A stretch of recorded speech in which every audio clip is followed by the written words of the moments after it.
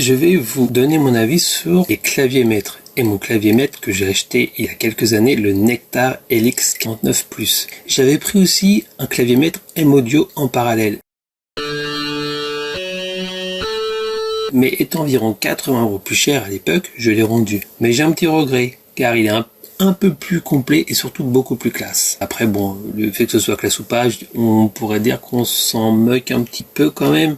Mais surtout, il avait un peu plus, certains pads étaient en double, il y en avait 2 fois plus, etc. Enfin, vous voyez par rapport à la photo, vous pourrez vous faire votre avis. Un clavier maître peut être branché à un PC. C'est le PC à travers un logiciel de MAO, de musique assistée par ordinateur, qui vous proposera une panoplie de sons impressionnants. Le clavier maître seul n'a aucun son. Le clavier maître a des potards, des sliders, des pads et autres boutons qui, une fois synchronisés avec le logiciel de MAO sur PC, permettra de contrôler le logiciel bien mieux, sans passer son temps sur la souris. Mais il faudra quand même l'utiliser car on ne peut pas tout configurer avec le clavier maître. En logiciel de MAO, vous avez Ableton Live, FL Studio, Reason, Cubase et bien d'autres logiciels, au moins une quinzaine. Certains ont des partenariats pour fonctionner plus facilement avec certains claviers maîtres. Des fois, avec l'achat de clavier, vous avez une version light d'un logiciel de MAO. Et c'est le cas avec ce clavier maître, le Nectar. Le soft est Bidwick Studio. Mais je ne l'ai pas utilisé car j'ai déjà FL Studio. J'aurais peut-être dû ceci, car j'aurais peut-être moins galéré niveau paramétrage. Voilà, car la question c'est le logiciel livré avec l'instrument, je pense qu'il est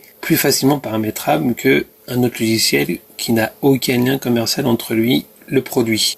Ce clavier maître Nectar est pas mal car il a un peu de tout, mais en réalité je l'ai pris trop grand par rapport à ma configuration bureautique. Il est à 49 touches au niveau d'anneau, il a des molettes de pitch et de bend, les boutons pour gérer la lecture des morceaux. Il fait le job, une fois configuré correctement sur le logiciel de MAO. Finalement, peu importe le clavier maître que vous prendrez, ils feront plus ou moins tous le job. Et prévoyez de la place, sinon vous allez vite le laisser dans un coin. Et prévoyez aussi. Par contre, attention, si vous prenez un clavier trop petit de 25 touches, il risque de manquer certains boutons. Le casque audio pro ou la carte son, c'est inutile pour se lancer. Il y en a déjà dans votre PC. J'ai aussi une interface audio externe dont je ne me sers pas pour le clavier maître. C'est inutile. Aussi, on parle d'avoir des PC puissants. Mais c'est des conneries de nos jours, un PC est largement suffisant. Ça fait même 10 ans ou plus qu'ils sont assez puissants pour gérer l'audio dans la composition. Quelle escroquerie cette histoire, mais je me pose la question si une composition complexe sera exigeante. Je n'ai jamais fait des très poussés. Je suis pas certain du coup, si quelqu'un le sait, je suis preneur de l'info. Voilà pour ce test